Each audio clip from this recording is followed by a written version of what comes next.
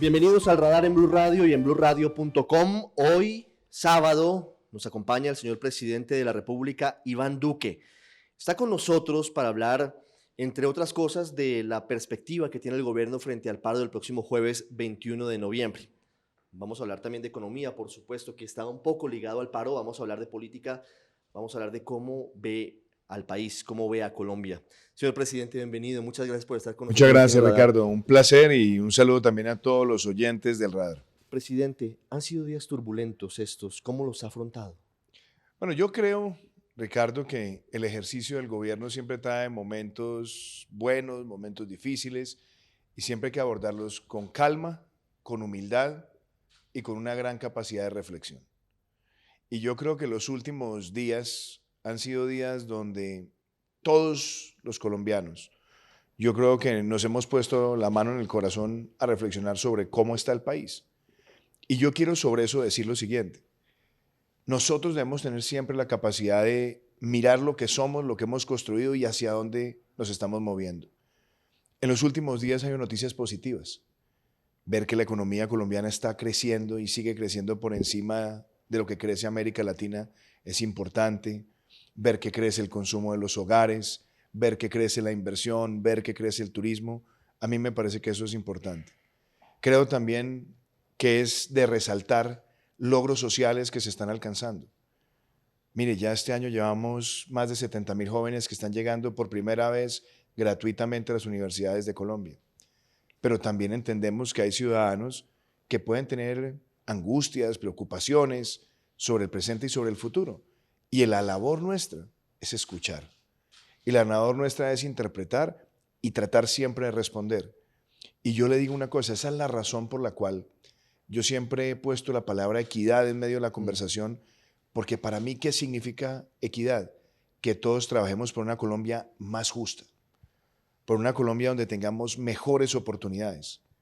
Y yo creo que es en esa dirección como nosotros gobernamos y queremos seguir gobernando. Presidente, usted dice, y es cierto que las cifras recientemente conocidas sobre el crecimiento de la economía colombiana permiten tener un moderado optimismo. Si miramos lo que ocurre en la región, los países vecinos están creciendo incluso negativamente, están teniendo una situación muy complicada. Pero ¿por qué eso no se ve reflejado en la gente? ¿Por qué existe tal nivel de pesimismo hoy? ¿Por qué la gente no siente que eso se traduce en su vida diaria? Yo creo, Ricardo, que lo importante también es ver cuál ha sido la evolución de Colombia.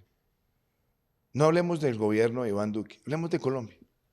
Y cuando nosotros vemos lo que el país ha alcanzado en los últimos 20 años comparado con muchos países, nosotros hemos visto que hemos mejorado cobertura en educación, cobertura en salud, se ha expandido la clase media, ha mejorado la capacidad de muchas familias de adquirir vivienda. Esos son logros que nosotros tenemos. Pero sin lugar a dudas también seguimos teniendo dificultades y brechas sociales. Cuando yo empecé la presidencia, por ejemplo, Ricardo, una de las cifras que a mí más me impactaba es que en Colombia cerca de 1 millón de personas no tenían luz eléctrica en sus casas. Y por eso cuando empezamos a estructurar el plan de desarrollo, le dije a mis compañeros de gobierno, la equidad. Les decía, es que equidad significa una Colombia más justa. Y por ejemplo, en lo que va corrido nuestro gobierno, ya estamos próximos a llegar a las primeras 100,000 personas que por primera vez están viendo la luz eléctrica en sus casas. Así lo vimos en Taraira, en el Baupés, o lo vimos en Crucito, en Tierra Alta, Córdoba, donde llegamos con paneles solares unifamiliares para atender esas necesidades. En estos 15 meses de gobierno, nosotros hemos podido llevarle servicios de agua y saneamiento a más de 300,000 personas. Por primera vez. Hemos podido ver que hay familias, una de las cosas que a mí, por ejemplo, me motiva mucho, Ricardo, familias que estaban pagando 500,000, 400,000 pesos de arriendo por una pieza, una mamá y sus 2 hijos. Ahora, a través del programa que hemos llamado Semillero de Propietarios, esas familias con lo mismo que estaban pagando de arriendo, van a pagar un apartamento de 50 o 60 metros cuadrados, cuota fija, con el apoyo de subsidios del Estado. Y eso es para construir esa Colombia más justa. Entonces, ¿qué es lo que nosotros estamos buscando? Que la economía siga creciendo. Ese crecimiento que nos está trayendo, más ingresos tributarios. El recaudo ha aumentado más de un 10%. ¿Y ese recaudo en qué se traduce? En la inversión social que queremos hacer. El presupuesto más alto en educación, el presupuesto más alto en salud y llegarle con los servicios sociales a muchas familias. Nosotros llevamos 15 meses de gobierno y en estos 15 meses hemos empezado a hacer esos cambios.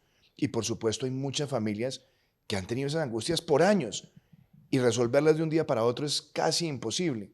Pero nuestra determinación es trabajar por esa Colombia más justa y esa Colombia más justa es la que tenga esos mecanismos para cerrar brechas sociales. Claro, presidente, el paro del próximo jueves 21 de noviembre tiene varios elementos de convocatoria. Digamos que son muchos sectores que se han venido sumando, pero en principio, y sobre todo los sindicatos, han sustentado este llamado en torno a dos cosas, que el gobierno ha insistido en que no se están todavía definiendo y todavía no hay una última palabra sobre el asunto. La reforma pensional y la reforma laboral. ¿Eso en qué va? ¿El gobierno va Mire, hacia allá? a mí me gusta que usted me haga esa pregunta por lo siguiente. Este gobierno ha sido un gobierno dialogante con los sindicatos, pero no es solamente el gobierno. Como presidente de la República, desde el primer día de gobierno dije que quería jugar un papel activo en la mesa de concertación de políticas laborales y salariales. No solamente la presidí, la primera vez que un presidente presidía la comisión, sino que semanas después, en el Parque de Lourdes, eso fue hace un año, estábamos firmando empresarios, trabajadores y gobierno el Pacto por el Trabajo Decente. Semanas después, personalmente me involucré en la negociación del salario mínimo, hicimos la negociación en la Casa de Nariño y personalmente participé con los dos sectores y además el Estado en la mitad, bajo ese criterio tripartito. ¿Y qué logramos? El mayor aumento real del salario mínimo en 25 años. El mayor aumento del subsidio de transporte en 15 años. Y semanas después estábamos avanzando en lo que sería la negociación del sector público, la de mayor dimensión desde que existe esa negociación en el año 2011. Firmaron todas las centrales, beneficiando a 1.3 millones de trabajadores. Y mire lo que ha pasado en las últimas semanas. La mesa de concertación para la reparación colectiva del movimiento sindical, la mesa de concertación para la formalización del trabajo en el sector público. Esos principios muestran la actitud dialogante.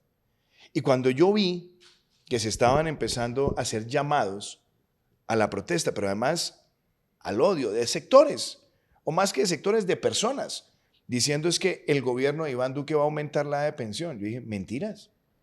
No solamente lo dije en la campaña, sino que lo ratifiqué esta semana en la misma comisión para que quedaran las actas, para que no hubiera espacio mínimo a la duda. Y este gobierno no está proponiendo aumentar la de pensión. Este gobierno no está proponiendo aumentar la cotización de los pensionados. No hemos presentado ninguna reforma pensional y dije que cualquier discusión que se surta sobre medidas que permitan mejorar cobertura y otra serie de cosas que se den en la mesa de concertación con propuestas de los trabajadores, de los empleadores y del gobierno. Y lo mismo frente al tema laboral. Decían es que el presidente Duque respalda que se le baje el salario a los jóvenes. Mentiras. No solamente rechacé categóricamente esa propuesta que la hizo un centro de pensamiento, sino que además en el rechazo digo que eso sería pauperizar el ingreso de los jóvenes, eso sería casi que darle un tratamiento denigrante al empleo juvenil. Y otra cosa, a los que estaban diciendo es que el presidente Duque está afectando la educación. Óigame esto, Ricardo, no solamente el presupuesto más alto que ha tenido la educación en Colombia, sino el presupuesto más alto que ha tenido la universidad pública en Colombia, el presupuesto más alto que ha tenido la alimentación escolar en Colombia. Y además estamos movilizando más recursos a la infraestructura educativa. Y otro tema, que también se decía, que el presidente Duque quiere afectar el salario mínimo. Mentiras. La demostración es que logramos el aumento más alto en 25 años en términos reales. Inclusive muchos dicen es que el empleo se afectó fue por esa decisión. Y lo que nosotros buscábamos de nuevo es ese concepto de esa Colombia justa, donde nosotros vayamos mejorando los ingresos de los trabajadores. Claro, pero, presidente, por ejemplo, hablando de la reforma pensional, hace algunas semanas el ministro de Hacienda, Alberto Carrasquilla, dijo en una entrevista con el periódico El Tiempo que la idea del gobierno sí es, por ejemplo, eliminar el régimen de prima media.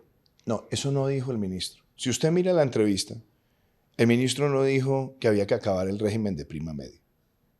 Lo que muchas personas han tratado de decir es que como el ministro habló que se tenía que ahorrar y que sobre la base de los ahorros era que se determinaba la pensión. Y lo dijo además en una pregunta comparativa. Estaban extrayendo esa frase para decir que ahí lo que había era el fin del régimen. Y óigame esto, ¿cuál es la esencia del régimen? ¿Cuál es la institución emblemática del régimen? Esa es Colpensiones. Y decían, es que Duque quiere acabar con Colpensiones. No solamente la hemos fortalecido, sino que además le hemos introducido a Colpensiones tecnologías para facilitar la afiliación y el acceso a la información. ¿Sabe cuál es realmente mi gran preocupación en materia pensional, Ricardo? Que en Colombia solamente 1 de cada 4 mayores de 65 años tienen acceso a una pensión. Sin duda, es una tragedia para el país. Y entonces, ¿qué es lo que necesitamos nosotros? Aumentar esa cobertura. Y la otra cosa, que yo creo que todos los colombianos también tenemos que mirarlo, pensando en una Colombia más justa, es los subsidios de pensión, ¿a dónde se van? Esos son subsidios que le cuestan mucho al Estado y se están quedando en las personas de mayores ingresos. Y lo que nosotros tenemos que buscar es que las personas más vulnerables no solamente tengan cobertura, sino que tengan una cobertura con un ingreso justo. Y eso me lleva también a otra cosa, que decían, es que el presidente Duque quiere afectar el aporte en salud de los pensionados. Ojo con lo que le voy a decir. Varios gobiernos en el pasado decían, hay que reducirles, y dejaban después a la gente colgada de la brocha. Yo se lo puedo decir hoy a usted aquí, mirándolo a los ojos. Esa idea que se planteaba en el pasado de bajar de un solo golpe del 12 al 4%. Del 12 al 4% el aporte de salud de los pensionados. Fiscalmente, siempre siendo senador, dije, es muy difícil. Pero este gobierno tiene el compromiso de presentar esa reforma y la voy a presentar.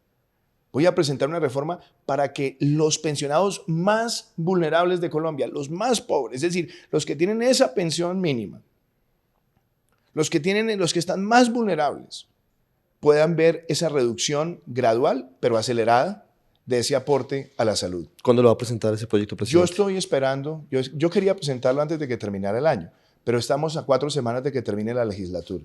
Entonces, ¿qué pienso hacer? Terminar el proyecto, inclusive plantearle ese proyecto en la mesa de concertación y que empezando el año entrante presentemos esa iniciativa. Ojalá entre toda la comisión de concertación, que sería un lindo mensaje para el país, donde nosotros podamos mostrar que gradualmente podemos reducirle ese aporte a los más vulnerables de los pensionados. ¿Bajaría del 12 al 4 o tiene una cifra distinta? Yo he estado pensando en poder llegar al 4, pero como le digo, hay que hacerlo gradual por el impacto fiscal. Y solamente sería para los menos favorecidos, no para todos. Es que yo creo que ahí nosotros tenemos que buscar esa solidaridad, porque entre otras cosas, la mayor cantidad de pensionados en Colombia son pensionados con pensión mínima. La gran mayoría de pensionados en Colombia tienen la pensión en un salario mínimo. Entonces, a mí sí me parecería importante nosotros empezar a dar esa reducción, que podría ser inicialmente del 12 al 10, del 10 al 8 y del 8 al 4, y lo vamos llevando así anualizado. Presidente, si le entiendo bien, entonces, ¿no está pensando el gobierno en acabar el régimen de prima media? Nunca he hablado de acabar el régimen de prima media. Lo que siempre he creído es que necesitamos un sistema que sea cada vez más solidario con los más vulnerables, pero partiendo de una base, Ricardo. Hay que aumentar la cobertura. ¿Y la cobertura cómo se aumenta? Con más empleo formal. ¿Y cómo se llega a más empleo formal? Teniendo más empresas, micro, pequeñas, medianas y grandes en el país que generen ese empleo. Y de hecho, cuando uno mira las cifras del DANE, primero uno se da cuenta que el mercado laboral se venía deteriorando desde el 2015. ¿Qué lo aceleró? La caída de los precios del petróleo, lo aceleró el estancamiento del sector de la construcción, la afectación de obras civiles y un choque migratorio como nunca lo había visto un país de América Latina. La sumatoria de todo eso nos generó que al comienzo del gobierno estábamos cargando casi que un punto más de desempleo del promedio. Y una de las primeras tareas que nosotros decimos, bueno, hay que empezar a estimular que haya más empresas y que generen empleo.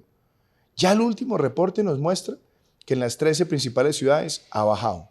Nos toca llevarlo al resto del país. Y una de las características que muestra el DANE es que el empleo formal está creciendo. ¿Dónde se está presentando la afectación? En lo que se llaman empleos no asalariados. ¿Y eso qué implica? Que tenemos que llegar con más soluciones de formalización. ¿Por qué? Porque ese es un camino a tener una Colombia más justa. Una Colombia más justa es una Colombia donde tengamos más personas que realmente estén aportando, que tengan esa cobertura para su vejez, que tengan esa protección para la vejez. Y esa ha sido una de las tareas en las cuales nos hemos concentrado Sí. desde que empezó el gobierno. Uno de los asuntos que no se entienden, y creo que ni siquiera los economistas comprenden, es por qué la economía colombiana crece al 3,3% y el desempleo sigue disparado. Yo de pronto la palabra no la llamaría disparado. Seguimos teniendo un desempleo que tiene un promedio por encima del año pasado. En 2 dígitos. ¿Cuál es la meta nuestra? Y yo me ratifico en que tenemos que trabajar por esa meta. Está en el plan de desarrollo. Yo quiero llegar al año 2022 con una tasa de desempleo del 7.9 o del 8%. ¿Cómo? Para llegar allá, óigame esto, para llegar allá, nosotros necesitamos pensar en 6 o 7 políticas, que es la que están en el plan de reactivación laboral. Primera, reactivar y acelerar el sector de la construcción. ¿Qué hemos visto? El sector de vivienda de interés social creciendo rápidamente. En lo que se llama sector no BIS o no vivienda de interés social, segmento medio, creciendo. ¿Dónde está el reto? En que se reactive también la construcción en los estratos más altos. Está estancada. ¿Y por qué se ha estancado? Porque se acumularon muchos inventarios en los últimos años. ¿Qué queremos? Que esos inventarios se desacumulen y haya nuevas construcciones. ¿Hay algún plan para eso? Creo que se han tomado medidas importantes por parte del ministerio y ya hemos visto que se ha ido desacumulando inventario. De pronto no a la velocidad que queremos, pero tenemos que acelerarlo. Otra cosa, obras civiles. Cuando empezó el gobierno teníamos de los 29 proyectos de cuarta generación, 26 que estaban prácticamente quietos. Hoy tenemos de los 29, 22 que están ya en ciclo de ejecución. Tenemos 6 que deben estar resolviéndose en las próximas semanas y nos quedaría 1 por resolver en el primer trimestre del año entrante. Eso podría traernos cerca de 80.000 o 90.000 empleos directos. Otro sector, sector industria, sector comercio, sector turismo, donde los enmarco a los 3. Turismo, este año va a ser el mejor año del turismo en la historia de nuestro país. Y eso se va a ver reflejado inclusive ahora en las cifras del último trimestre. ¿Qué necesitamos? Que la industria crezca a mayor ritmo.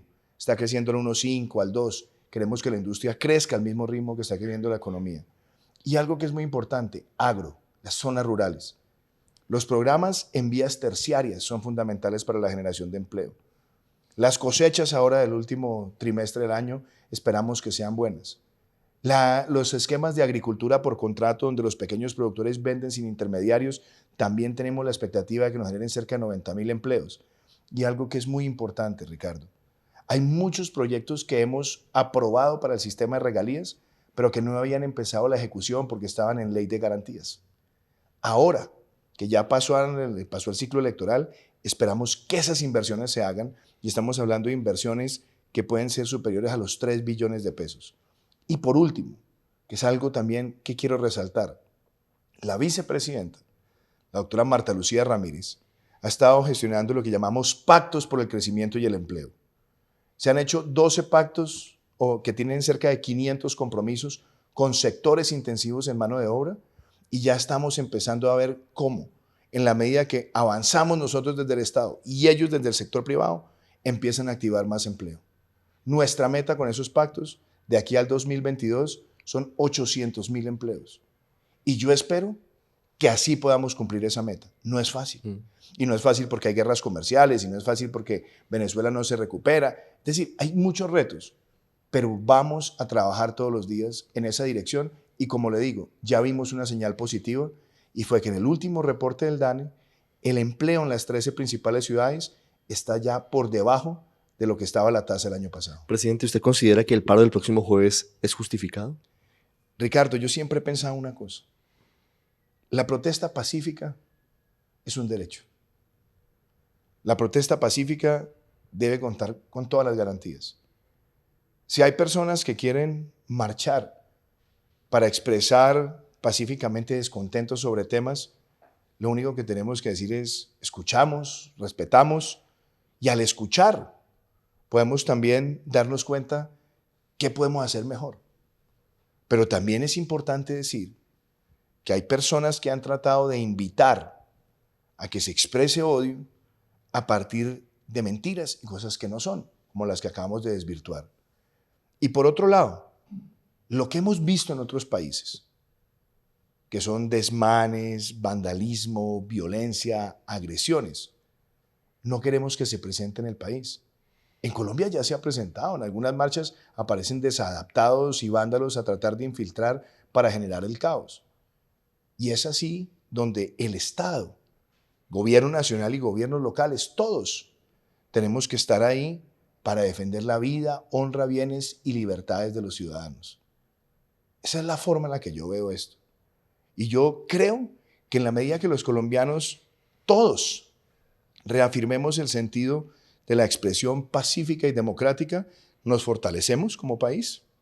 Y también en la medida en que todos rechacemos, denunciemos y logremos que se aplique la ley a quienes quieren acudir al vandalismo y al pillaje, también nos fortalece como país. Sin duda hay una situación en la región que digamos que llama la atención en torno a lo que está ocurriendo en Chile, lo que está ocurriendo en Bolivia, lo que ha ocurrido en Ecuador.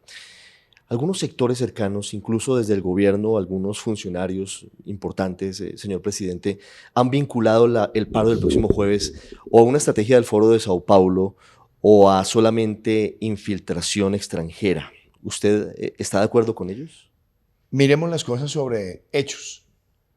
Usted se dio cuenta que cuando empezaron a presentarse los actos de violencia y vandalismo en Ecuador y después en Chile, Diosdado Cabello salió a decir que esas eran brisas, que venía era un tsunami de destrucción contra el neoliberalismo. Nicolás Maduro, después de una declaración diciendo que eso era una estrategia, él lo dijo, que era una estrategia del Foro de Sao Paulo y que la estrategia estaba funcionando. Desconocer que pueda haber ese tipo de acciones por parte de algunos o tratar de incitarlas, pues es contrario a lo que la misma evidencia muestra. Ahora, frente a eso, tampoco podemos decir nosotros que todo el que quiera expresarse pacíficamente es un agente del Foro de Sao Paulo. Eso también sería no solamente impreciso, sino una exageración. Yo creo que hay que ir separando cosas. Esta semana, por ejemplo, fueron expulsados 10 extranjeros del país que claramente fueron identificados, que querían venir a pescar en Río Revuelto, que querían venir a incitar violencia y que habían estado en algunos de estos países donde se han presentado esos hechos de violencia. Entonces, mentira no es. Eso puede ocurrir. Y nosotros tenemos que prevenir que eso ocurra. Y por eso obramos de esa manera. Y lo otro es que una cosa es la protesta pacífica, que es un derecho, y otra cosa que haya vándalos que quieran meterse en la protesta pacífica para deslegitimar, para hacer daño, para afectar, en cuyo caso tenemos que todos los colombianos, el Estado por supuesto, hacer valer la ley. Mire lo que ha pasado en los últimos días en Bogotá, hace unas semanas. Fueron un grupo de vándalos a Los Héroes y destruyeron locales comerciales de personas que han construido ese trabajo a lo largo de los años. Eso no puede ser permitido. Eso tiene que ser denunciado y judicializado. Ayer, por ejemplo, la Fiscalía, trabajando con la policía, capturaron a algunos de los vándalos que fueron a quemar la casa del comandante de la policía en Pereira, que iban a incendiar una casa. Esas cosas no se pueden permitir.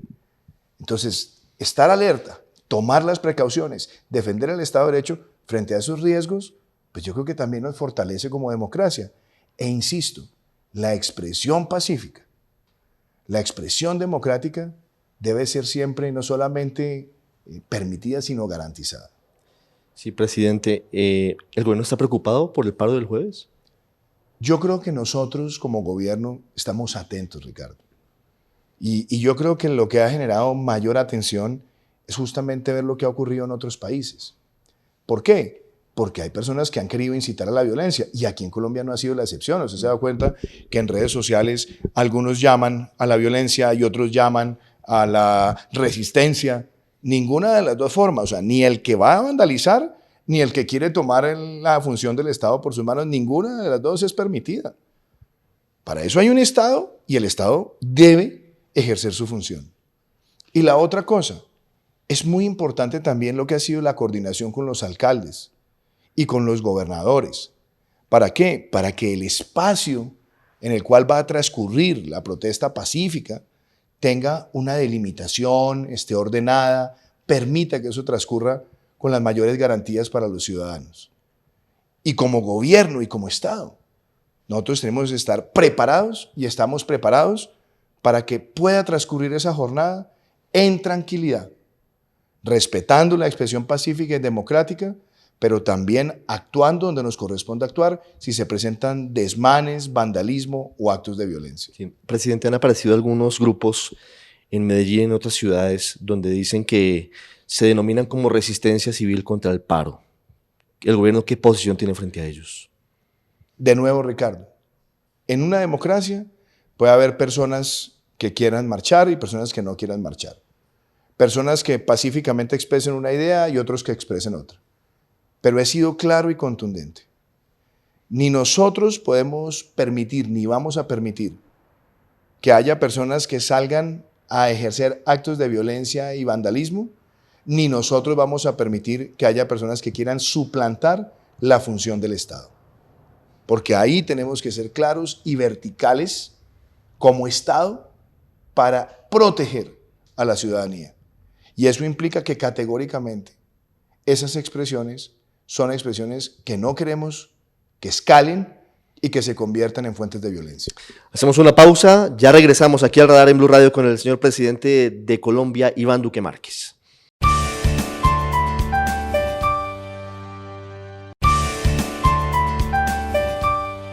Seguimos en el Radar en Blue Radio, hoy con el presidente Iván Duque. Presidente, le hablo ahora de lo que ha ocurrido en materia política en los últimos días con su gobierno. Le hablo de la otra turbulencia. Hablábamos de una que es el paro que viene el jueves, pero de alguna manera también hay algunas voces que dicen que se van a sumar a la manifestación por cuenta de lo que ha venido ocurriendo con el ministro de Defensa, ya exministro de Defensa, Guillermo Botero. Le hablo sobre la situación que se conoció en el debate de control de moción de censura en torno a un bombardeo en un campamento de disidentes de la FARC en el departamento de Caquetá. ¿Cuál es su visión frente a lo que ocurrió, frente a la salida del ministro de Defensa, Guillermo Botero? Yo creo que separemos cada cosa. Déjeme, yo le hablo sobre esos hechos que se conocieron. Y empiezo por lo siguiente, Ricardo. Yo creo que todos sentimos dolor cuando vemos el reclutamiento de menores, cuando vemos las consecuencias de ese reclutamiento de menores. A mí realmente esto me conmueve, me estremece, me golpea cuando yo veo esos casos. Y yo quiero sobre eso también precisar. El Ejército de Colombia y las fuerzas militares de Colombia no pueden ser llevadas a que algunos las cataloguen como fuerzas asesinas de menores y de niños. No. Estas son las fuerzas que, si usted se da cuenta, solamente en este año, en el desarrollo de sus operaciones, han recuperado de las garras de ese reclutamiento a más de 170 niños que los han puesto ante la atención del Instituto Colombiano de Bienestar Familiar. Lo otro, frente a esos hechos, claro que a nosotros nos duele lo que se presentó. Y a mí me duele cuando vemos toda esta información y todavía la que falta por adelantarse por parte de Medicina Legal, porque eso yo he mantenido ese diálogo con el fiscal y he pedido que me mantenga informado sobre eso. Pero yo también creo que esa tiene que ser una oportunidad donde todos rechacemos esos reclutamientos de menores, porque muchos de esos bandidos van a tratar, como han tratado históricamente, de utilizar menores como escudos o sencillamente para poder invadir sus mentes y convertirlos en máquinas de guerra. Y eso no lo podemos seguir permitiendo en nuestro país. Y creo además que si nosotros partimos de esa base y también miramos que históricamente en muchas de esas confrontaciones han estado menores involucrados, tristemente, todos nosotros debemos rechazar esos hechos. Yo creo además que cuando uno mira los temas operacionales, la licitud, la forma en la que esas operaciones se adelantan a la luz del derecho internacional humanitario, pues yo creo que muchas de esas cosas no solamente son claras, sino que se pueden expresar y se pueden mostrar por parte de la fuerza. Pero más allá de eso, es nosotros sentir el dolor cuando se presentan esos hechos. ¿Por qué? Porque son derivados del reclutamiento de menores en nuestro país. Y esa es una tragedia. Y es un crimen de lesa humanidad. Y yo creo que todos debemos rechazar eso. Sin duda la principal responsabilidad de esto es de los disidentes y de los ilegales que siguen reclutando niños. Incluso las FARC históricamente lo hicieron.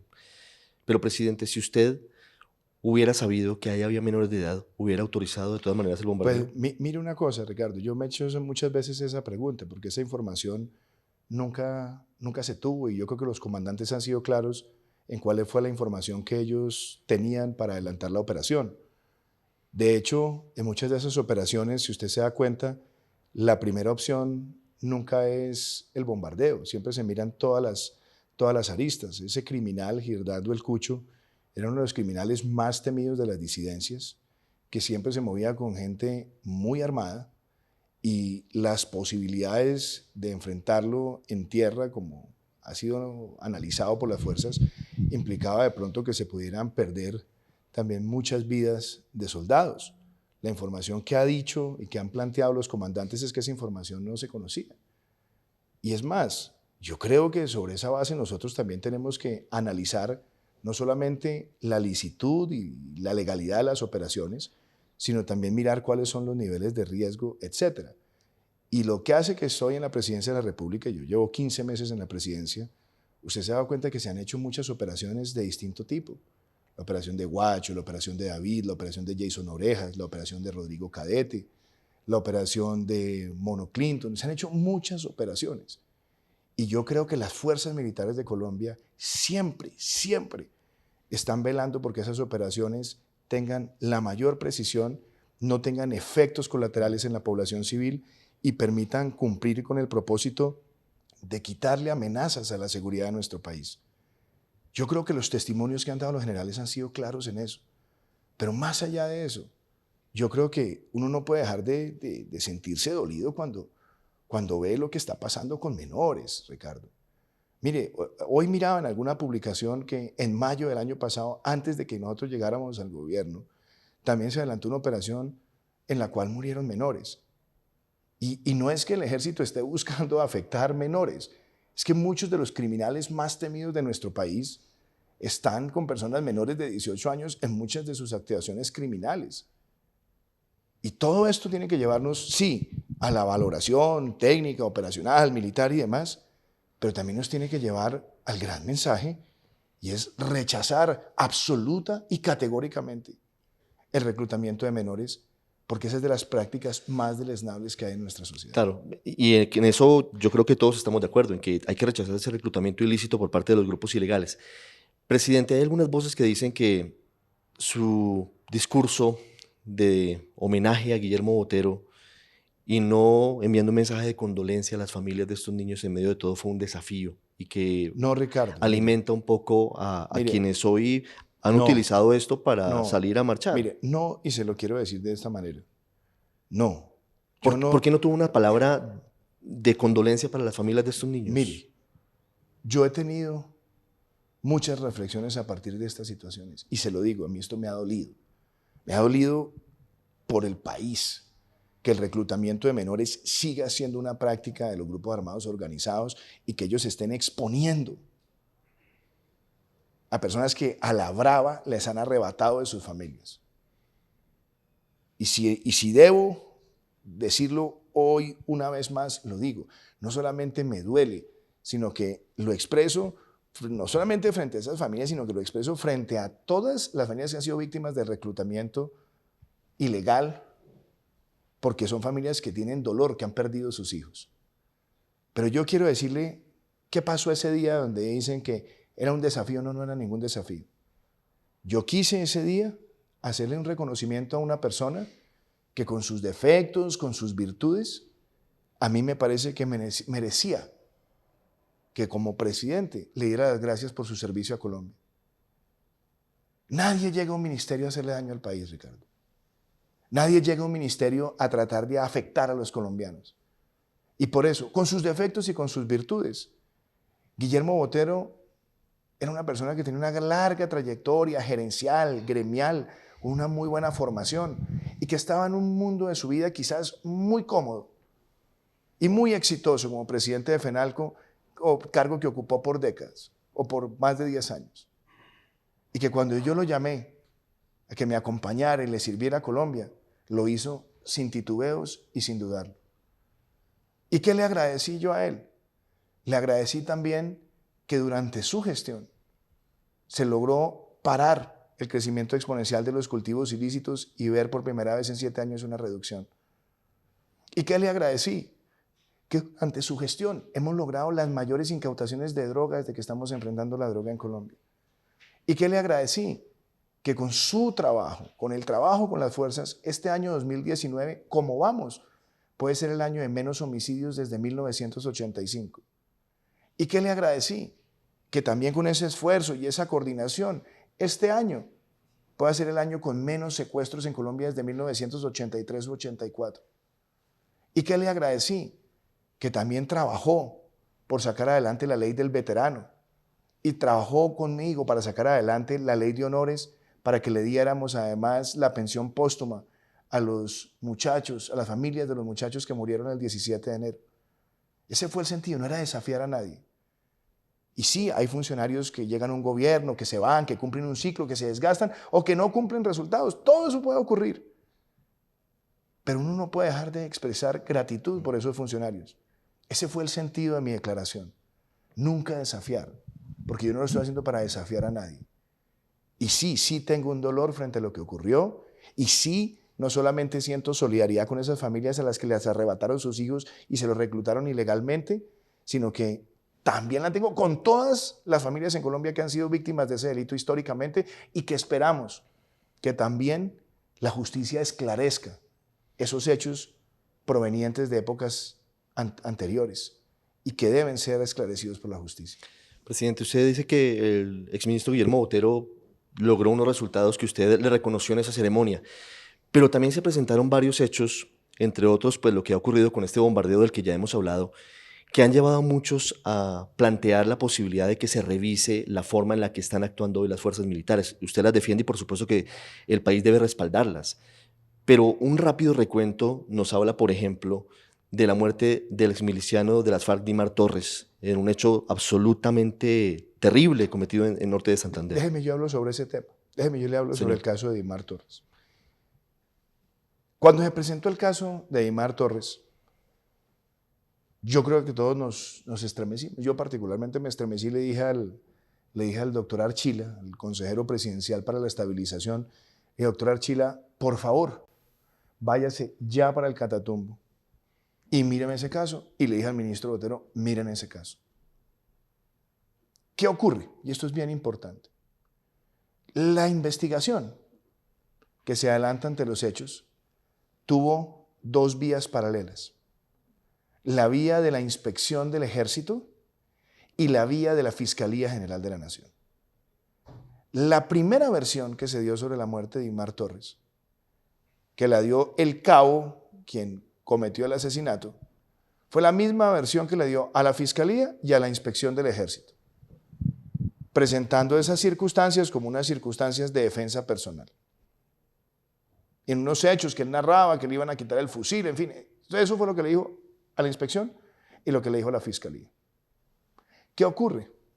Esa información fluye de abajo hacia arriba. Cuando esa información le llega al ministro, ¿qué es lo que el ministro hace? Trata de explicar en función de lo que se le dijo a la inspección y lo que se le había dicho a la Fiscalía. Días después, la propia Fiscalía, después de haber adelantado una inspección forense y después de además de haber cotejado el testimonio del cabo con la evidencia, dice, eso no fue así, el señor mintió. Y a partir de ese momento, que eso es bien importante, inclusive desde antes, siempre se dijo por parte de las fuerzas militares que acompañaba toda la investigación que hiciera la Fiscalía. Y a raíz de las investigaciones que ha hecho la Fiscalía, se han abierto procesos a otros oficiales de mayor rango. Entonces yo creo que ahí es importante hacer esa reconstrucción, no para defender, no para justificar. Yo creo que en ese caso el ministro lo que trató fue explicar lo que venía fluyendo en la cadena de mando. Pero yo creo que es importante, ¿y cuál es la lección que deja todo esto? Yo creo que cuando se presentan estos hechos, lo primero que tenemos siempre que decir es que hay que esperar a que la Fiscalía adelante su trabajo. ¿Por qué? Porque se puede prestar para este tipo de debates o este tipo de argumentaciones, decir a que el ministro estaba ocultando. No, el ministro no estaba ocultando. Expresó ese flujo de la información que afortunadamente también la Fiscalía logró aclarar que también fue la misma mentira que se le había dicho a ellos. Sí, presidente, pero más allá de esto, digamos que ya el ministro Guillermo Botero no está en el cargo. Sumamos cosas y le agradezco que nos explique lo que ocurrió en el caso de Dimar Torres, pero sumando hechos y sumando lo que ocurrió en enero con la fallida directiva del general Nicasio Martínez, sí queda una duda sobre si los protocolos de las fuerzas militares hoy son menos rigurosos en torno al respeto a los derechos o al nivel de detalle o de certeza que hay en torno a los operativos. Franklin Trompeta, por ejemplo, que murió hace algunos días en hechos confusos en el Cauca, le hablaba de Dimar Torres, le hablaba de otros casos. Sí, pero mire sobre esos casos. De nuevo, no se trata aquí de buscar justificatorias, no, se trata de llamar las cosas por su nombre. Primero, cuando yo llego a la presidencia de la República hace 15 meses, mi primera decisión es trabajar con la cúpula existente. Había muchas presiones políticas y gente diciendo es que Duque tiene que ponerle fin a la cúpula de Santos. Y no, las fuerzas militares no las voy a dejar manosear políticamente. Trabajé con el general Mejía, trabajé con el general Ricardo Gómez, con el general Bueno, con el almirante Durán y también con el general Nieto de la policía. Con ese grupo maravilloso de generales a quienes les tengo aprecio y respeto, montamos el plan Bicentenario y el plan Colombia Bicentenario.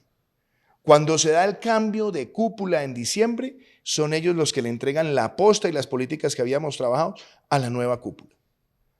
Todas las herramientas operacionales, logísticas, las que guían el trabajo en el territorio, se han basado en esas políticas que venían desde la cúpula anterior y que hacían parte también de los estándares que venía adelantando la fuerza pública desde hace varios años. En eso se ha mantenido la forma en la que actúan. Ahora, dicho eso, cuando se presentaron esos debates en torno a las directivas o a los comunicados, ¿cuál fue mi decisión? Vamos a convocar una comisión externa que mire y analice cómo están estos documentos y estas políticas operacionales.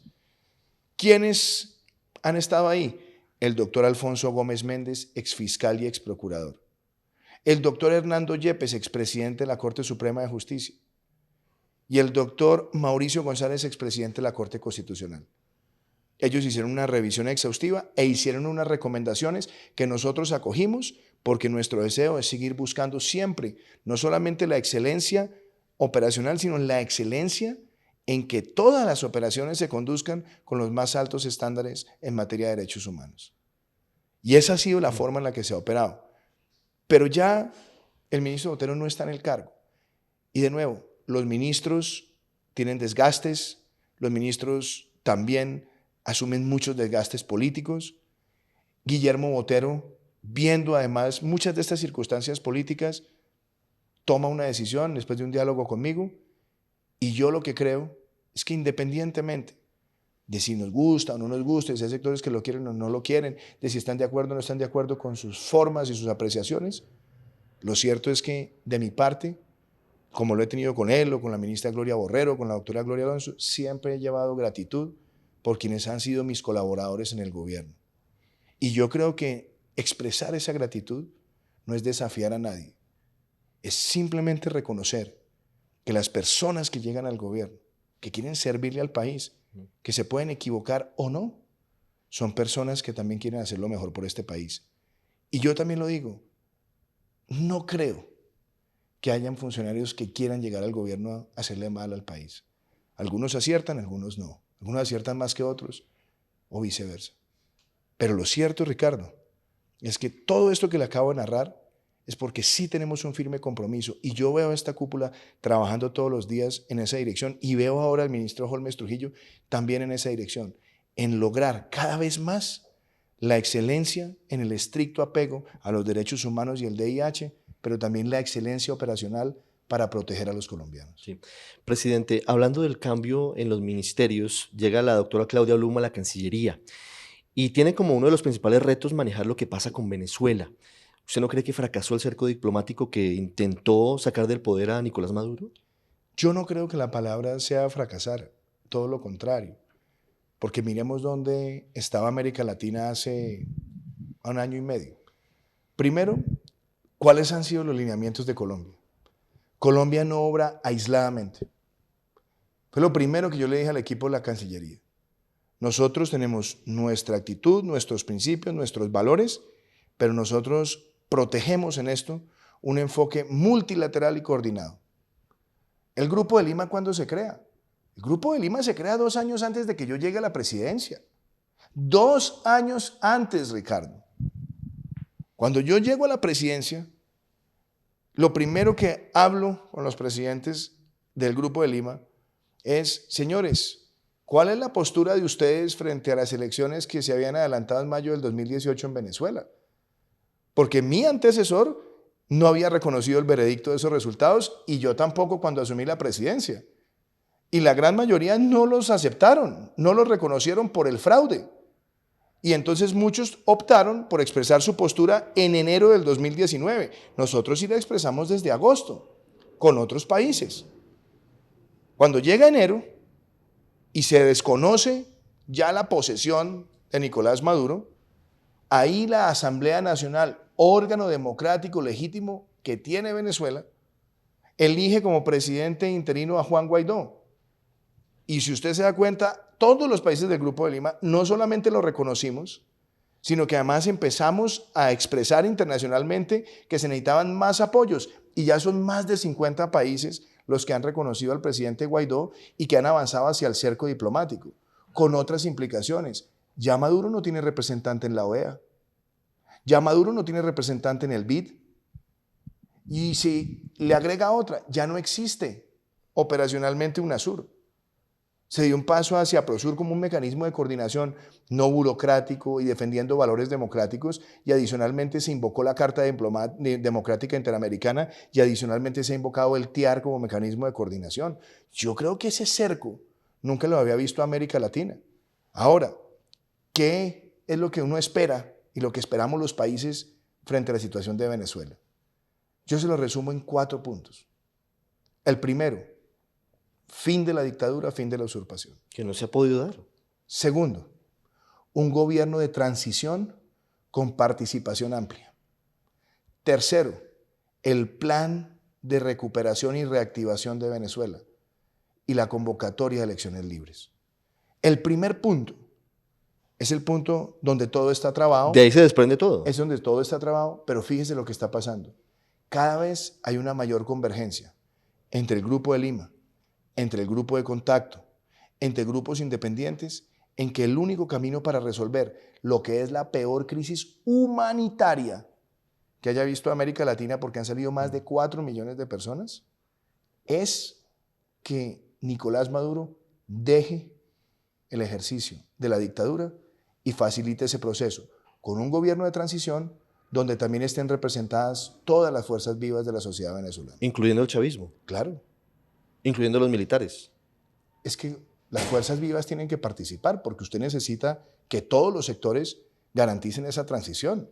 Pero eso no lo estoy diciendo yo. Eso lo hemos dicho en el Grupo de Lima muchas veces. Y lo han dicho también países que están en el grupo de contacto. Y lo han dicho además otros jefes de Estado. Esa transición tiene que ser con una participación amplia. Porque si no es una participación amplia, no se puede hablar de una reconstrucción y no se puede hablar de las plenas garantías para unas elecciones libres. Si usted se da cuenta, lo que ha pasado siempre es que cuando la dictadura ha querido aferrarse al poder, ellos tratan de dilatar porque ellos tienen el total control de todas las instituciones para poder acomodar un proceso electoral siempre en función de sus intereses. Entonces, un gobierno de transición con todas las fuerzas vivas, claro, con el acompañamiento de la comunidad internacional, con la reconstrucción institucional, con tener un sistema electoral que dé plenas garantías, es necesario. Y yo espero que ese punto de convergencia sea cada vez mayor. Ese punto de convergencia creo yo que es el que va a poder dilucidar esta situación. Más allá del 5 de enero del año entrante, ¿Colombia va a seguir reconociendo a Juan Guaidó como presidente interino de Venezuela? Nosotros lo hemos reconocido. La decisión que ha tomado la Asamblea es la de mantener a Juan Guaidó en el ejercicio de la presidencia interina más allá del mes de enero del 2020. Y yo creo que eso además en el marco del Grupo de Lima y en el marco de la OEA, pues ese es el lineamiento en el cual nosotros estamos trabajando, en acompañar la decisión de la Asamblea, y la Asamblea ya ha dicho que a partir de enero del 2020 Juan Guaidó seguirá en el ejercicio de la presidencia interina. Presidente, ¿Colombia no considera un error haberse abstenido en la votación sobre el embargo de Estados Unidos a Cuba? Ricardo, las relaciones entre los países son muy importantes y se tienen que basar en el respeto, en los principios y en el reconocimiento de las condiciones de cada país. Claramente, yo he tratado de manejar una relación reconociendo todo lo que ha sido la historia bilateral. Pero, cuando se presentan estos hechos del 17 de enero, donde un carrobomba asesina 22 muchachos indefensos, estudiantes, y además ese grupo terrorista se adjudica el hecho y además lo firma la dirección nacional de ese movimiento terrorista, donde sus líderes o algunos de sus líderes están en Cuba y ellos mismos se adjudican, es decir, que ellos mismos aceptan que estando en Cuba validan un acto terrorista de esa magnitud y de esa naturaleza. Y además hay decisiones de jueces de la República de Colombia solicitando en extradición a esas personas y Cuba lo desconoce. Creo que ese es un hecho no solamente inamistoso, sino que además genera una gran pregunta. ¿Prefiere entonces el gobierno cubano la relación con el ELN o la relación institucional con el gobierno de Colombia? Y sobre esa base es que nosotros tomamos la decisión de abstenernos. Y esa abstención significa que Colombia no va a tomar una posición activa frente a ese tema, entre otras cosas porque consideramos, en el marco además de las mismas convenciones regionales y en el marco de la resolución 1373 del Consejo de Seguridad de Naciones Unidas, que ningún país puede albergar o proteger en su territorio a terroristas. Entonces, eso es congruente y además creo que es coherente con lo que ha sido la postura de Colombia. ¿No queda Colombia aislada con muy pocos países? Quedamos al nivel de Ucrania y quedamos casi que en minoría frente a la región con esta determinación. Esa ha sido presidente. una decisión que siempre ha sido minoritaria. Esa decisión siempre ha sido minoritaria. Yo lo que creo es que también frente a unos hechos que claramente no solamente son inamistosos, sino que además pareciera que privilegian la relación con un grupo armado y no con el Estado colombiano, sobre todo cuando vienen órdenes judiciales, pues nosotros queremos marcar una separación en una línea y la marcamos sobre la base de un principio diplomático que es la abstención. Y la abstención es una atribución diplomática que existe en cualquier votación en Naciones Unidas.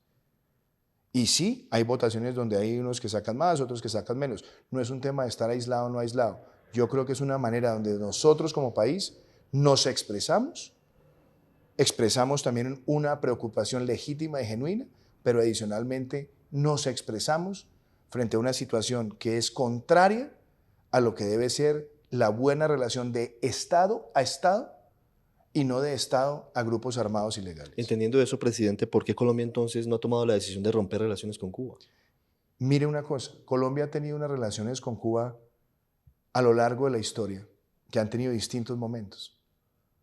Hubo presidentes de Colombia que rompieron relaciones por el apoyo de Cuba a las guerrillas colombianas en los años 60, 70 y 80.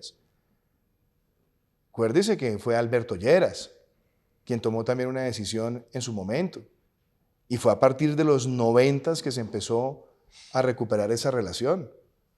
Y esa relación desde los 90 para acá se ha mantenido con momentos de tensión y momentos también de gran cordialidad. Y yo creo que en este momento la pelota está en la cancha del gobierno cubano. Y nosotros hemos sido claros, señores del gobierno cubano, ¿a ustedes les interesa una relación fraterna con Colombia? Si les interesa, reconozcan que estos señores participaron y fueron conniventes frente a un hecho terrorista y hay una autoridad legítima colombiana que los está pidiendo en extradición, luego entréguenlos en extradición porque ustedes deben privilegiar la relación con el Estado colombiano. Yo creo que esa es la reflexión que debe hacer el gobierno cubano. Porque dicen, no, es que como habían unos protocolos, no, pero es que los protocolos no decían que se podían autorizar actos terroristas o que los que estaban en La Habana podían participar o podían opinar o podían dirigir o podían adjudicarse a hechos terroristas. Se hablaba, era de una circunstancia política que no la firmó este gobierno y que cuando se presenta ese acto deleznable de enero y se adjudican esa responsabilidad y se encuentra que los miembros de esa dirección que estaban en La Habana validaron esa decisión, yo creo que ahí estamos hablando de una cosa totalmente distinta y claramente se ve como algo que puede ser inclusive una ofensa al propio gobierno cubano, y es que, so pena de estar en Cuba, para estar a la expectativa de iniciar cualquier tipo de conversación, ellos no pueden aprovechar ese espacio para fraguar actos terroristas. Y yo creo que el que tendría además también la legitimidad de decir, eso no lo acepto porque para eso no están acá, es el gobierno cubano y cumplirle a Colombia enviando en extradición a esas personas que participaron en esos hechos. Presidente, ¿vendrán más cambios de ministerios? ¿Vendrán más cambios en su gabinete en las próximas semanas o los próximos meses? Yo siempre he dicho que yo nunca estoy cerrado a la idea de hacer cambios. Yo siempre he creído que es buena la estabilidad en los ministerios. Es buena para la ejecutoria de muchas políticas públicas y muchas entidades. Pero de hecho yo he hecho cambios. No solamente he hecho cambios en ministerios, sino también en planeación, he hecho cambios al interior de la Casa de Nariño. Yo nunca he estado cerrado a la idea de hacer cambios. Los cambios muchas veces son necesarios y muchas veces hay responsabilidades que traen un desgaste natural, que traen un desgaste familiar para los funcionarios o sencillamente también que de pronto se dejan de cumplir ciertas expectativas y es muy bueno para seguir manteniendo el ritmo de ejecución, hacer cambios que le den distintos énfasis, distintas personalidades para los objetivos que se quieren lograr. ¿En enero podría haber más cambios en el gabinete? ¿Está pensando usted No, estoy en pensando, el Día de Reyes? estoy pensando en lo que se ha dicho. Yo La creo- posibilidad de que yo nunca, año nuevo, yo- ministros nuevos. Yo nunca he dejado de considerar cambios y creo que los cambios también son muy convenientes en muchas ocasiones. Presidente, le hablo, para terminar, ya vamos concluyendo, sobre el talante de su gobierno, sobre lo que, bueno, es una palabra manida, una palabra que en otro sentido expresaba el inmolado líder conservador Álvaro Gómez Hurtado. Pero el talante de su gobierno, si lo decimos de esa manera, va en un sentido estricto, en un sentido de que sí, que puede buscar consensos, que puede buscar acuerdos, pero en materia política se ha caracterizado por algo que a muchos sectores, hablo de partidos políticos sobre todo, no les gusta, y es que usted no está gobernando a través de la entrega de puestos o la entrega de mermelada, como se decía anteriormente. ¿Usted va a mantener esa misma línea? Separemos dos conceptos. Separemos el concepto de la mermelada y hablemos de la política con P mayúscula. Mucha gente dice, es que el gobierno no ha tenido gobernabilidad porque entonces no sacan las cosas del Congreso. Mire que hemos sacado muchas cosas trabajando con el Congreso. Ricardo, yo vengo del Congreso. Yo estuve en el Congreso 3 años y 8 meses. Mis compañeros me eligieron varias veces mejor senador. Logré sacar más de 6 leyes. Unas propias, otras en coautoría, pero las sacamos adelante. Yo no tengo ningún tipo de restricción en el diálogo sobre la base de ideas y de propuestas pensando en el país. Los políticos se quejan, dicen que usted Pero o que venga, los ministerios, ministros no reciben a los políticos porque de alguna manera hay una talanquera para ellos. No, talanqueras no hay. Y de hecho yo recuerdo, mire, por ejemplo, le decían que la ministra Silvia Constaín no atiende a los congresistas. La ministra, trabajando con los congresistas, sacó adelante la ley de las TIC y hoy la adoran los congresistas, porque se ganó con humildad y con diálogo ese espacio. El ministro Alberto Carrasquilla con los congresistas de las comisiones económicas ha tenido una relación fluida, a veces con tensiones, a veces no, pero fluida. Yo creo que los ministros también, muchos que no tenían de pronto una exposición tan grande al Congreso, pero que eran personas con una gran formación técnica, han ido mejorando ese relacionamiento. Pero salgamos del tema personal, miremoslo en la perspectiva. Se han sacado muchas normas importantes con el Congreso. ¿Que es necesario mejorar el ambiente de entendimiento temático? Desde luego. Y todo lo que podamos hacer, lo hacemos porque ahí no hay ninguna restricción. Es más, en el gobierno hay personas que tienen distintas orientaciones políticas. Ahí hay personas que tienen afinidad con el Centro Democrático, ahí hay personas que tienen afinidad con el Partido Conservador, hay personas que tienen afinidad con la U, hay personas que tienen afinidad liberal, hay personas que tienen afinidad con Cambio Radical, hay personas que tienen afinidad con los movimientos independientes. Claro, pero los partidos no se sienten representados. Bueno, es que yo creo que también parte del ejercicio es que todos miremos que la representación no necesariamente tiene que implicar que un ministro tenga que estar afiliado y respondiendo a un partido.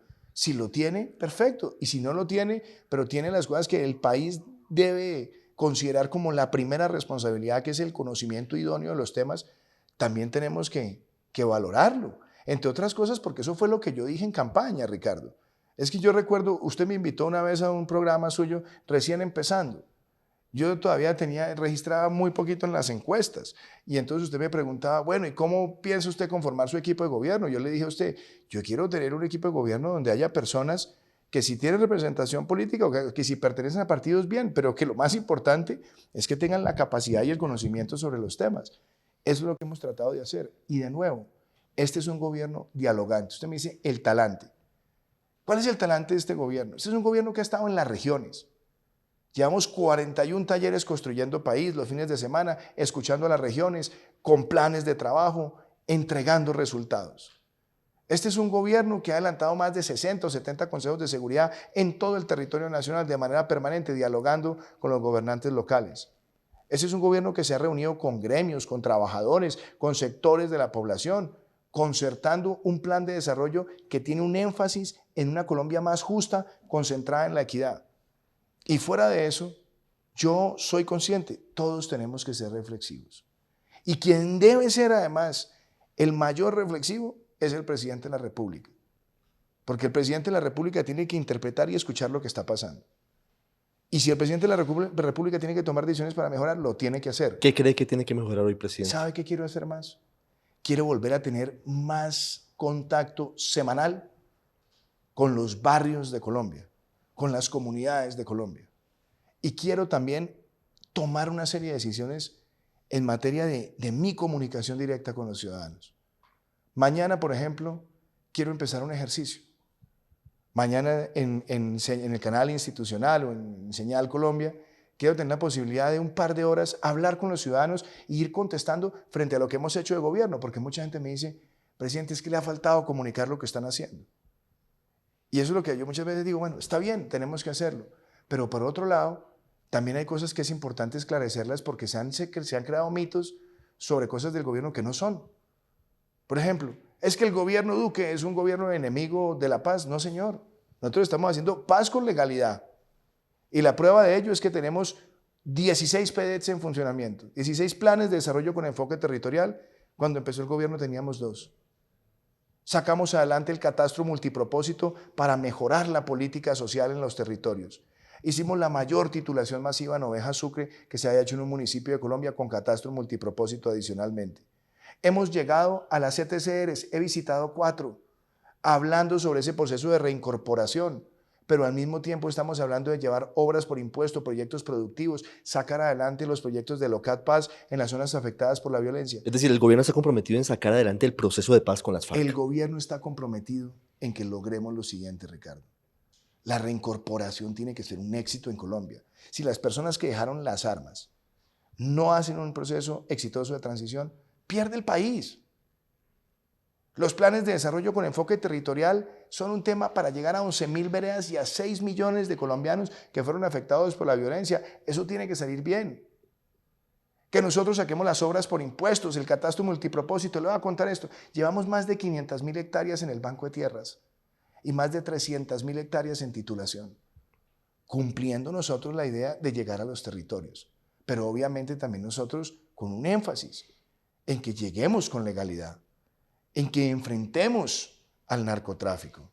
Porque el narcotráfico es la amenaza en muchas regiones del país, inclusive en regiones donde hubo desarme, llega después el narcotráfico a sembrarse allá a través de disidencias o a través de otros grupos. Como en el Cauca, donde Entonces, la situación está muy complicada, por ejemplo. El mensaje de fondo, todos tenemos que tener esa capacidad reflexiva y ese talante reflexivo, empezando por mí.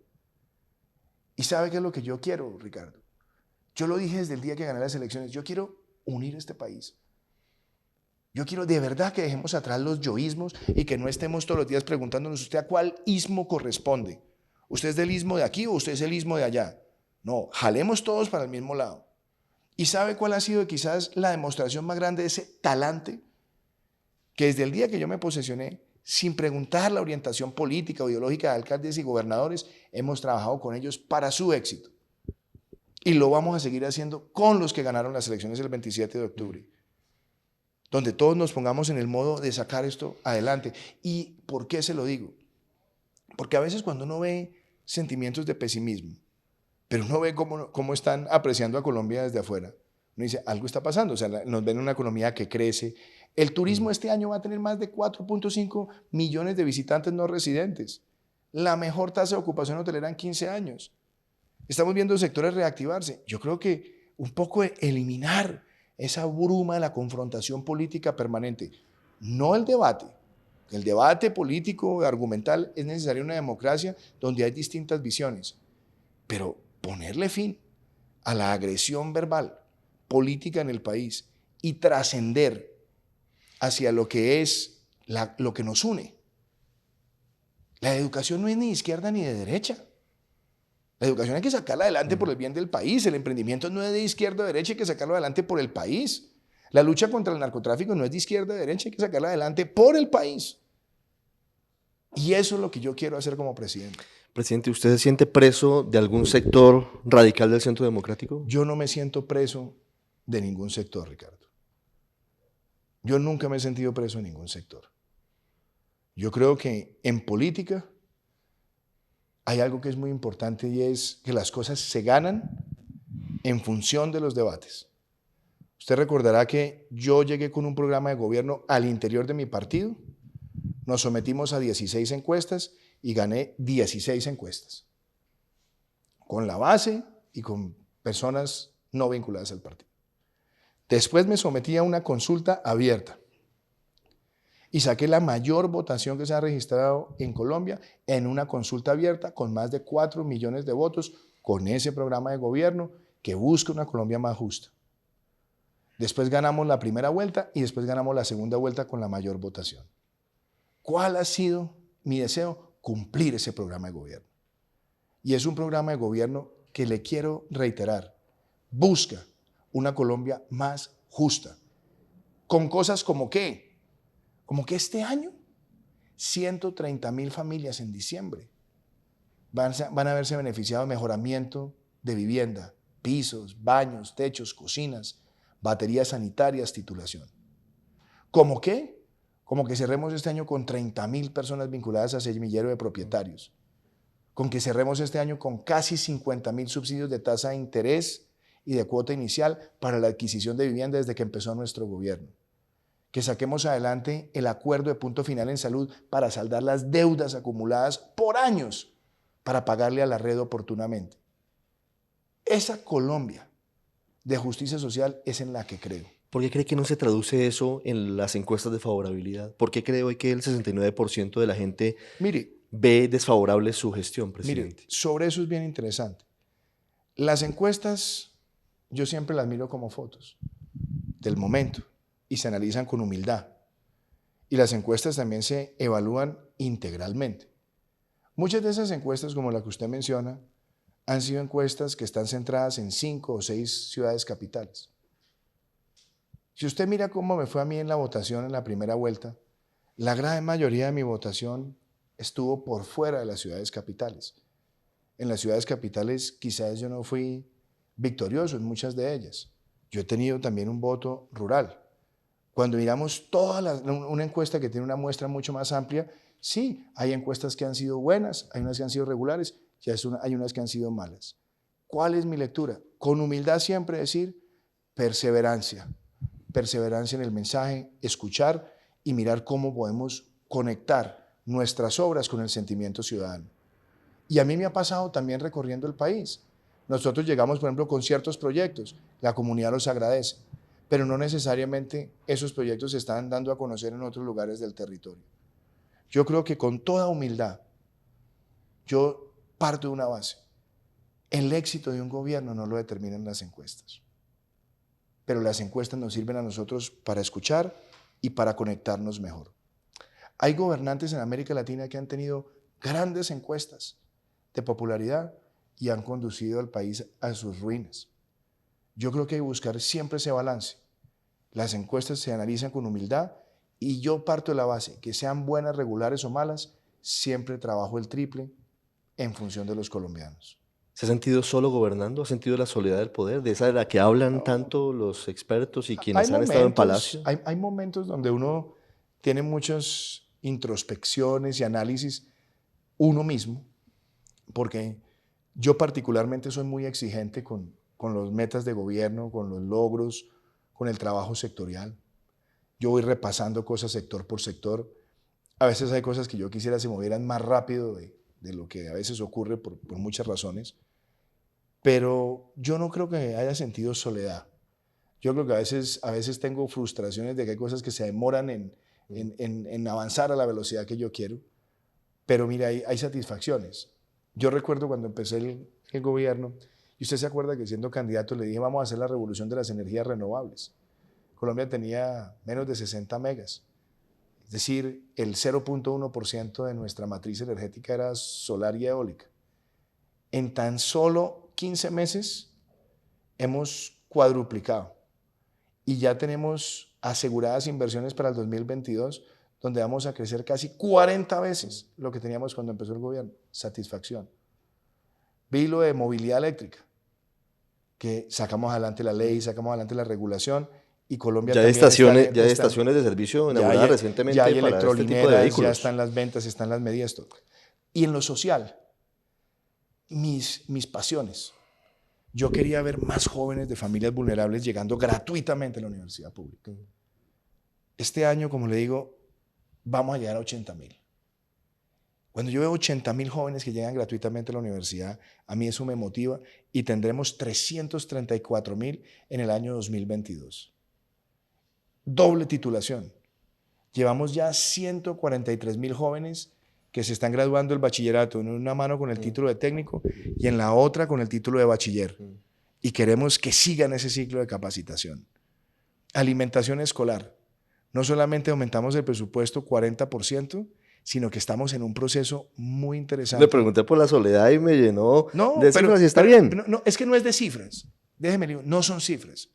Usted me pregunta a mí cómo me siento. Y yo le digo, sí, en esas reflexiones uno se emociona cuando ve que está produciendo resultados en la gente. ¿Se ha sentido traicionado, presidente? La política muchas veces trae satisfacciones e insatisfacciones. Pero yo parto siempre de una base. Yo no cargo ningún resentimiento en el alma, Ricardo. Usted recordará que siendo candidato nunca agredí a un contendor. Nunca. Y yo en el ejercicio de la presidencia no le tengo resentimientos a nadie. Pero sí lo han traicionado. La política muchas veces trae traiciones, pero ¿sabe qué es lo más importante? Que la política tiene una satisfacción y es la satisfacción de ver convertir sueños en realidades. ¿Duerme tranquilo, presidente? Yo duermo tranquilo. Duermo poco, pero duermo tranquilo. Pero duerme tranquilo. Siempre he dormido entre 4 y 5 horas desde hace más de 25 años. Entonces, ese es el promedio de mi sueño, pero lo duermo ¿Cómo afronta las tensiones propias del cargo cuando ve una cantidad de situaciones como las que ha tenido que afrontar en los últimos días? Con tranquilidad y con oración. A mí el hecho de mantener el temperamento siempre tranquilo, reflexivo, me sirve mucho. Y lo otro también, en muchos momentos de tensión, siempre saco un espacio para orar. Yo soy una persona temerosa de Dios, soy una persona creyente, y a mí me ayuda mucho en mi propia condición como ser humano tener esos espacios para pedirle a Dios, para agradecerle a Dios y tratar de canalizar mi fe hacia mi propia tranquilidad espiritual y personal. ¿Ve lo que dicen de usted en redes sociales o no mucho? Leo poco redes sociales, ahí me informan en el día sobre temas, cómo se están moviendo ciertos asuntos, pero no soy un lector asiduo de redes sociales. Me han llegado muchas preguntas de los oyentes y quiero formularles solamente dos para finalizar.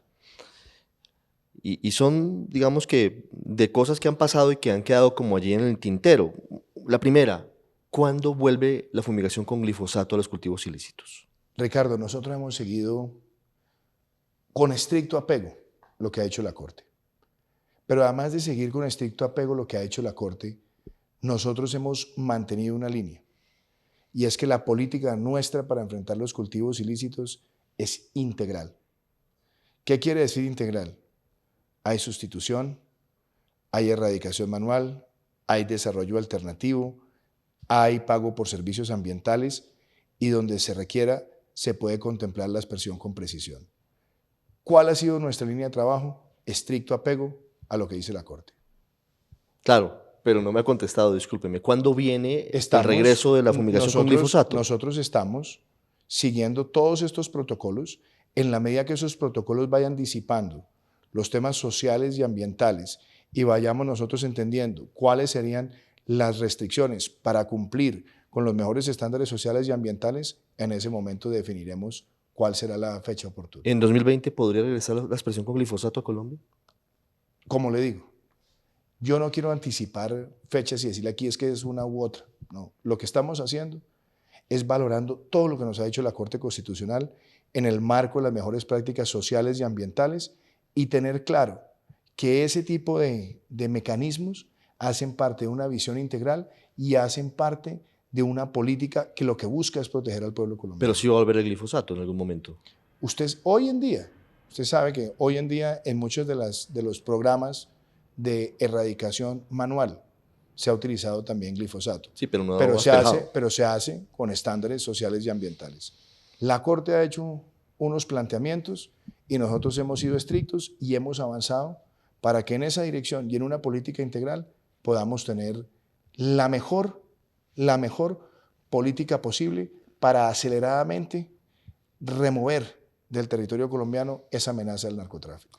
Presidente, ¿esta semana que viene presentará usted la terna para fiscal general de la Nación? No he tomado esa decisión. ¿De qué depende que la tome, ¿No? presidente? Es posible. A ver, ¿cuál ha sido mi espera? Mi espera ha sido respetuosa de la Corte. ¿Por qué? Porque la Corte no ha llenado las vacantes de magistrados. Y yo he estado a la espera de que la Corte pueda escoger los magistrados. Si no los ha escogido, yo he sido respetuoso, pues también he pensado que no es una mala idea presentar la terna para que la Corte de pronto evalúe los nombres e inclusive de pronto la presentación de la terna contribuya a que se pueda desentrabar este proceso, siendo respetuoso de las competencias de la Corte. ¿De qué depende que la presente esta semana, presidente? Déjeme, yo lo sigo aquí cavilando. Paola Meneses, Francisco Barbosa y Camilo Gómez son los ternados. ¿Por qué le gustan esos nombres? No, porque son los que se manejan en los pasillos de Palacio. No, en pasillos no, se me han manejado muchos en los medios. Yo he escuchado muchos nombres que salen en distintas emisoras. Sí, señor. Unos aquí, otros allá, otros en otros medios, pero la terna está en mi cabeza y el país la va a conocer pronto. Presidente Iván Duque, muchísimas gracias por estos minutos para el Radar de Blue Radio. Muchas gracias, apreciado Ricardo.